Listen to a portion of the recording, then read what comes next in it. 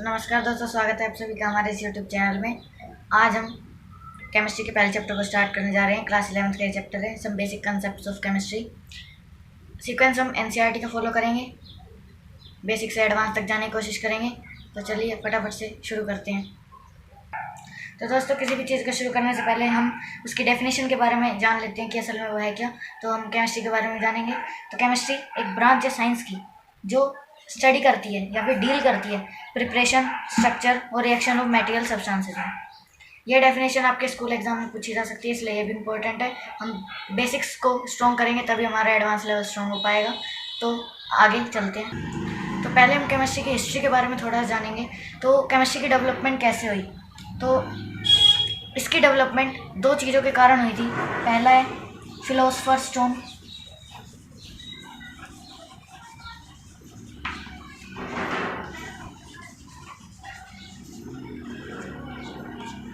जिसे हम पारस पत्थर जानते हैं, आपने सुना होगा इसके बारे में कि ये किसी भी चीज़ को सोने में कन्वर्ट कर देता है।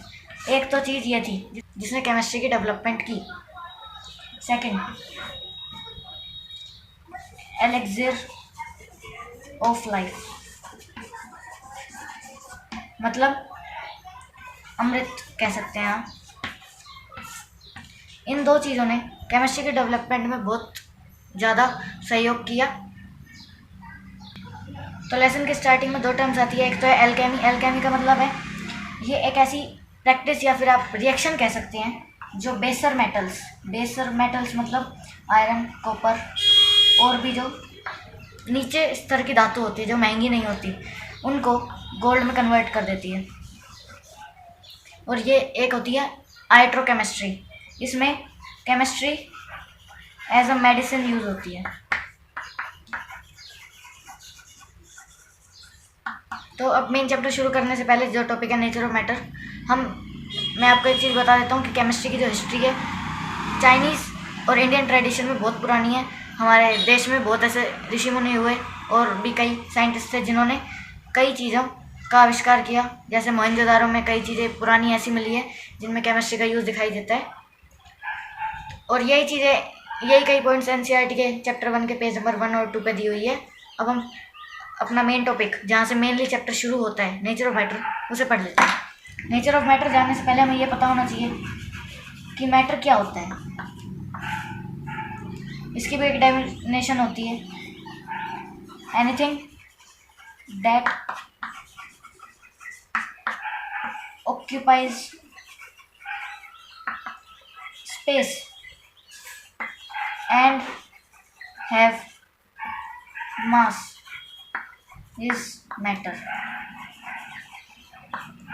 जो कोई भी जगह घेरती है या फिर अपने हिस्से की जगह लेती है और उसमें कुछ मास होता है तो वो मैटर कहलाता है। अब ये कुछ भी हो सकता है, स्मॉलेस्ट इलेक्ट्रॉन, प्रोटॉन से लेके प्लैनेट्स तक भी हो सकते हैं।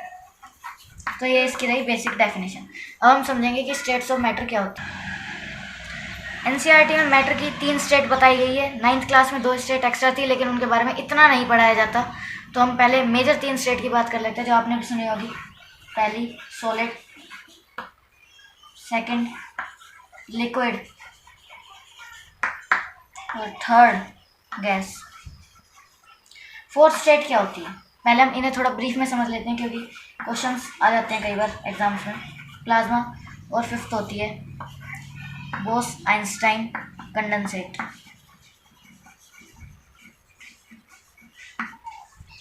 सॉलिड आप जानते हैं, सॉलिड की कैरेक्टरिस्टिक क्या होती है?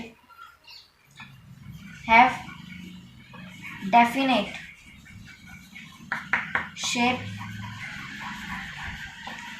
And volume.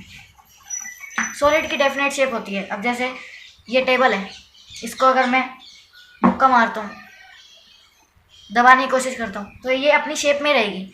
इस प्रॉपर्टी को हम कहते हैं रिजिडिटी।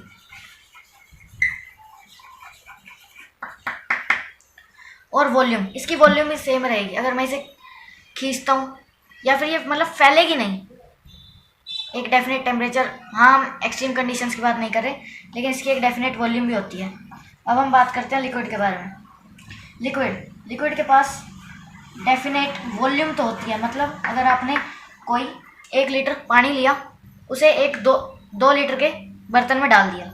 उसे अगर हम 3 लीटर के बर्तन में भी डालते हैं तो भी वो उतनी ही जगह लेगा जितनी वो 2 लीटर के बर्तन में ले रहा था। लेकिन लिक्विड में जो चीज़ें होती हैं उनकी डेफिनेट शेप नहीं होती। मतलब जैसे आपने देखा होगा, पानी है, उसे हम जग में डालते वो जग के जैसी शेप ले लेता है, प्याले में डालते प्याले जैसी शेप ले लेता है, प्लेट में डालते प्लेट जैसी शेप ले लेता है। मतलब उसकी डेफिनेट शेप नहीं होती है। बात आती है गैस की। इनकी ना तो डेफिनेट वॉल्यूम होती है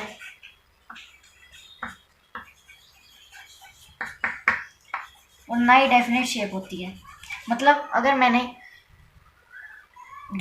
कोई भी एक गैस ली, उसे कंप्रेस कर दिया, मतलब उसे लिक्विड नहीं बनाया, लेकिन मैंने उसे एक कह सकते हैं आप 1 लीटर के बर्तन में बंद कर दिया। अब अगर मैं उतनी ही गैस को 2 लीटर के बर्तन में डालता हूँ तो वो एक्सपेंड हो जाएगी और वो 2 लीटर जितनी जगह ले लेगी। इसलिए ना तो इसकी डेफिनेट वॉल्यूम होती है और शेप भी लिक्विड की तरह ही है, जिस कंटेनर में डालेंगे उसकी शेप ले लेगी, और ना ही कोई डेफिनेट शेप होती है। बात आती है प्लाज्मा की। प्लाज्मा क्या होता है?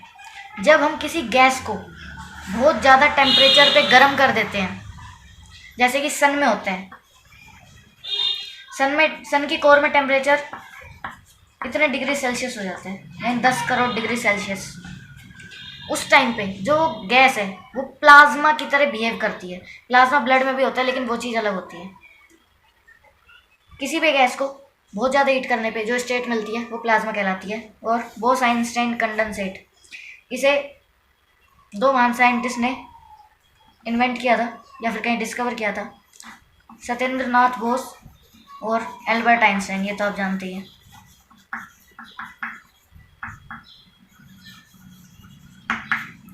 इसमें क्या होता है, किसी भी गैस को बहुत ज़्यादा ठंडा करने पे,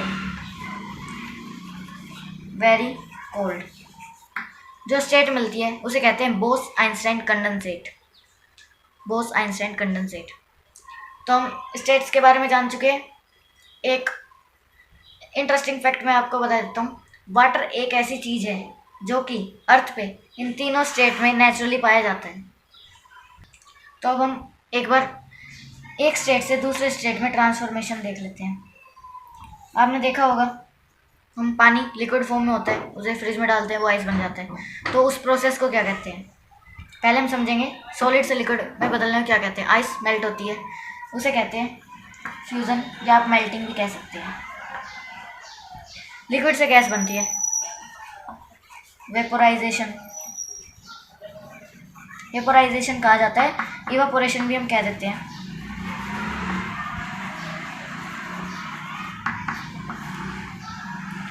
अब ये प्रोसेस उल्टा भी जाता होगा, गैस से भी लिक्विड बनती है।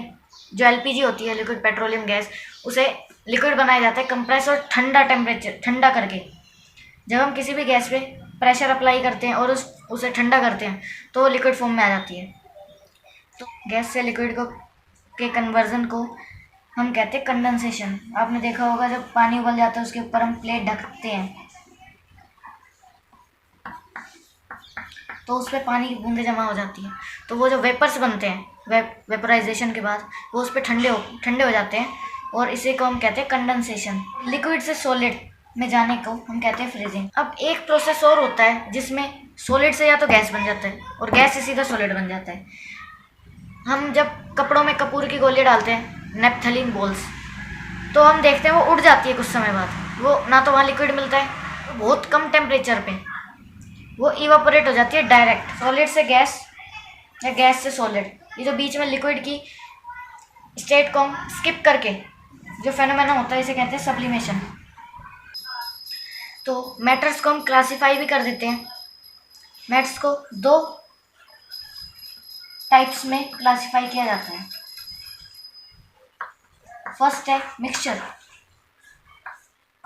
कोई भी चीज़ है कोई भी मैटर है वो इन 2 टाइप्स का हो सकता है। एक तो मिक्सचर, दूसरा प्योर सब्सटेंसेस। तो पहले हम मिक्सचर को देखेंगे, फिर उसके बाद प्योर सब्सटेंसेस को भी समझेंगे। तो पहले हम मिक्सचर के कैरेक्टरिस्टिक्स देखेंगे। मिक्सचर होता क्या है?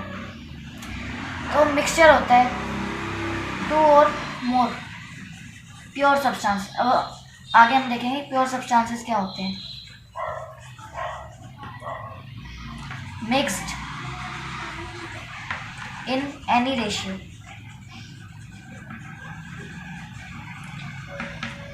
जैसे हमने 100 ग्राम मिट्टी ली, 200 ग्राम चीनी ली, इसे हम बढ़ा भी सकते हैं। 100 ग्राम मिट्टी लेते हैं, 500 ग्राम चीनी ले लेते हैं, किसी भी रेशियो में मिक्स कर सकते हैं। सेकेंड, ये जो प्योर सब्सटेंस होते हैं, प्योर सब्सटेंस, इन्हें कहा जाता है कंपोनेंट्स ऑफ मिक्सचर। थर्ड, ये बहुत इंपॉर्टेंट पॉइंट है, इससे आप मिक्सचर और प्योर सब्सटेंस में अच्छे से डिफरेंस याद रख सकते हैं कि जो मिक्सचर है, कंपोनेंट्स, मिक्सचर के जो कंपोनेंट्स होते हैं,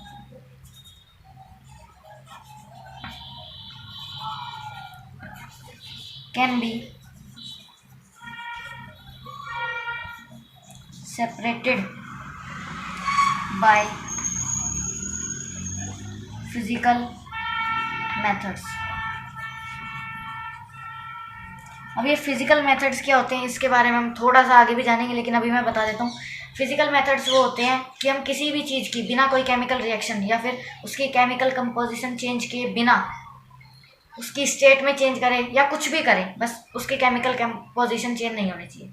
एग्जांपल देता हूँ, हमने पानी लिया, उसमें चीनी घोली, जो सॉल्यूशन है चीनी का उसे गर्म करेंगे, बहुत ज़्यादा गर्म करेंगे तो पानी तो उड़ जाएगा, लेकिन चीनी जिसका बॉइलिंग पॉइंट ज़्यादा होता है वो हमें सॉलिड की फॉर्म में या फिर क्या क्रिस्टल्स की फॉर्म में नीचे ही जमी मिल जाएगी। ऐसे ही समुद्र से नमक निकाला जाता है। आपने सुना भी होगा कि क्यारियों में पानी को इकट्ठा कर लिया जाता है और जब वो पानी उड़ता है तो नमक नीचे रह जाता है। हाँ, मिक्सचर के भी टाइप्स होते हैं। एक होता है होमोजीनियस मिक्सचर, दूसरा होता है हेट्रोजीनियस मिक्सचर।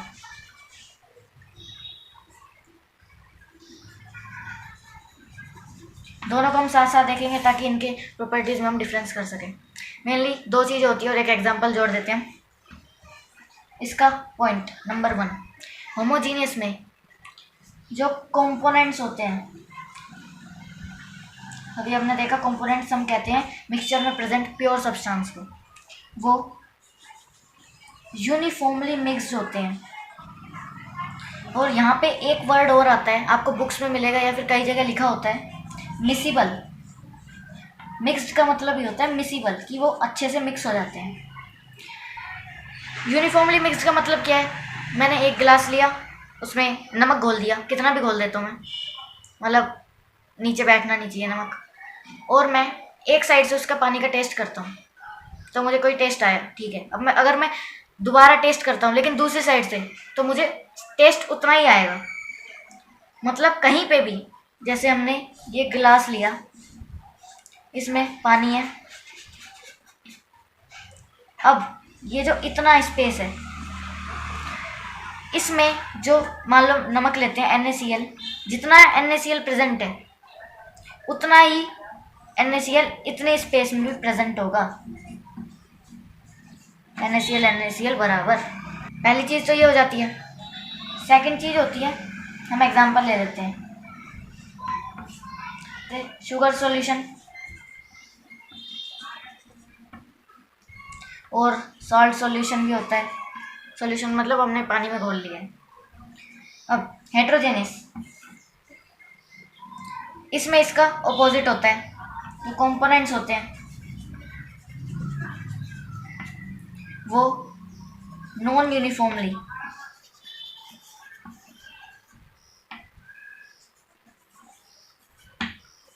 डिस्ट्रीब्यूटेड होते हैं। नॉन यूनिफॉर्म डिस्ट्रीब्यूटेड, जैसे आपने एक गिलास में पानी लिया, उसमें रेत डाल दी, रेत मतलब सैंड या मिट्टी आपने उसमें डाली, तो आप देखेंगे कि गिलास में ऊपर ऊपर बिल्कुल कम मिट्टी है, थोड़ा और नीचे जाते ज़्यादा मिट्टी हो गई, बिल्कुल नीचे गए बहुत ज़्यादा मिट्टी हो गई। तो इसी तरह NaCl की तरह अगर मैं ऊपर से मिट्टी, ऊपर का पानी लेता हूँ तो उसमें जो मिट्टी की क्वांटिटी है वो कम होगी नीचे की मिट्टी के रिस्पेक्ट में। जो मैंने नीचे से पानी लिया उसमें ज़्यादा मिट्टी होगी लेकिन ऊपर वाले में कम होगी, मतलब नॉन यूनिफॉर्मली डिस्ट्रीब्यूटेड। सेकंड चीज़ हो जाती है कि ये हमेशा मिसिबल नहीं होते, नॉन मिसिबल। मिसिबल मैंने अभी ऊपर बताया था, मिसिबल का मतलब होता है मिक्स्ड, ये मिक्स नहीं होते, जैसे मिट्टी पानी में मिक्स नहीं होती। तीसरा एग्जाम्पल बन जाएगा जैसे सैंड इन वाटर, आप कुछ भी ले सकते हैं जो मिक्स ना हो। Tea leaves in water. तो हम मिक्सचर के बारे में पढ़ चुके हैं, टाइप्स ऑफ मिक्सचर के बारे में पढ़ चुके हैं। अब समय आ गया प्योर सब्सटेंसेस के ऊपर जाने का। प्योर सब्सटेंसेस वो होते हैं जिनमें सेम कॉन्स्टिट्यूएंट पार्टिकल्स होते हैं।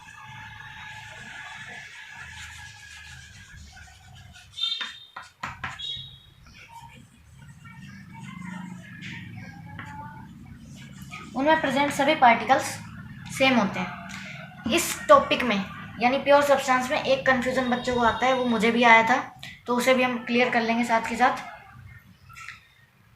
इनकी खास बात होती है ये फिक्स्ड प्रोपोर्शन में होते हैं, मिक्स होते हैं। सेकंड थिंग, इनका केमिकल नेचर सेम होता है।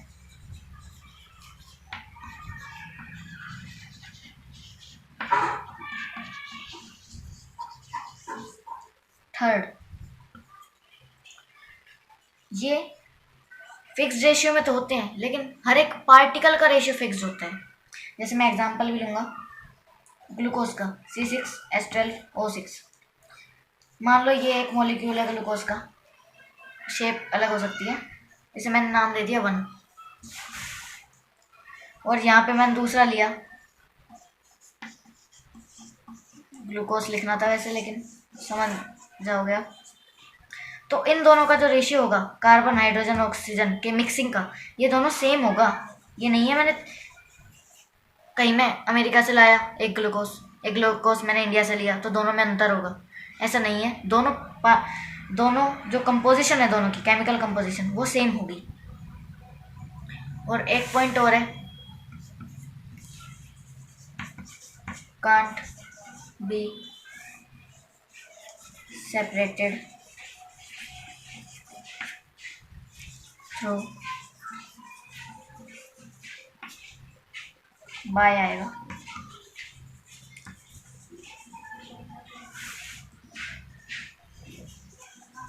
फिजिकल मेथड्स समझने के लिए देख लेते हैं। हमने पानी लिया, उसे हमने उबाल दिया तो रहेगा तो H2O। ऐसे ही ग्लूकोज है, ग्लूकोज को उबाल दिया, रहेगा तो वो जब भी ग्लूकोज, भले ही इसकी स्टेट चेंज हुई लेकिन उसकी केमिकल कंपोजिशन में चेंज नहीं हुआ है। तो और एक बात और मैं क्लियर कर देता हूँ, इलेक्ट्रिफिकेशन यानी अगर हम पानी में से बिजली पास करवा रहे हैं, किसी भी चीज़ में से बिजली पास करवा रहे हैं, तो वो एक केमिकल मेथड होता है। इसके बारे में हम आगे पढ़ेंगे। अब बात कर लेते हैं इसके टाइप्स की, प्योर सब्सटेंस के टाइप। तो इसकी भी दो टाइप्स होती है। पहला होता है एलिमेंट्स, सेकंड होता है कंपाउंड्स।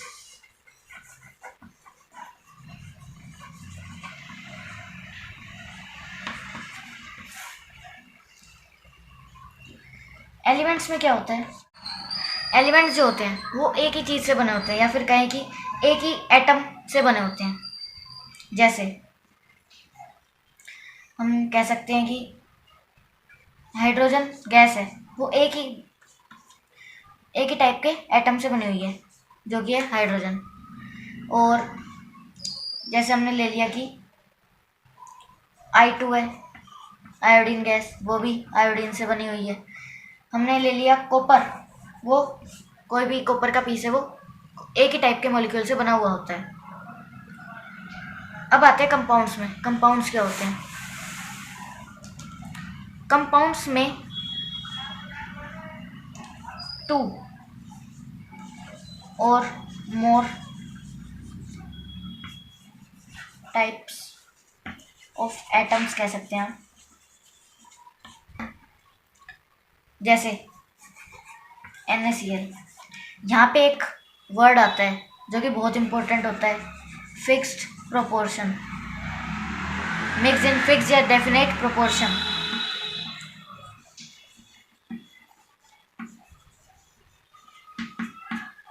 NaCl है, Na का एक मॉलिक्यूल, Cl का एक मॉलिक्यूल, दोनों मिलके एक NaCl फॉर्म करते हैं। 2 हो गए। अब ले लेते हैं हम Na2SO4।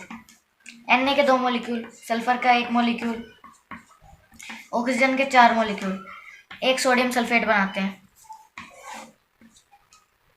अब यहाँ पे कन्फ्यूज़न क्या होती है वो देख लेते हैं।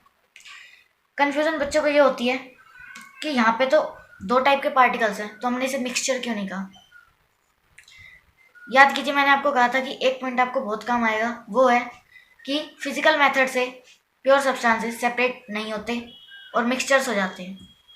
इसे हम फिजिकल मेथड से सेपरेट नहीं कर सकते, Na और Cl को अलग नहीं कर सकते।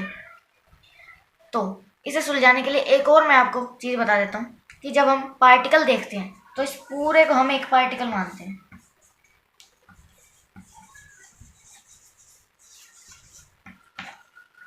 ना कि Na को अलग पार्टिकल मान।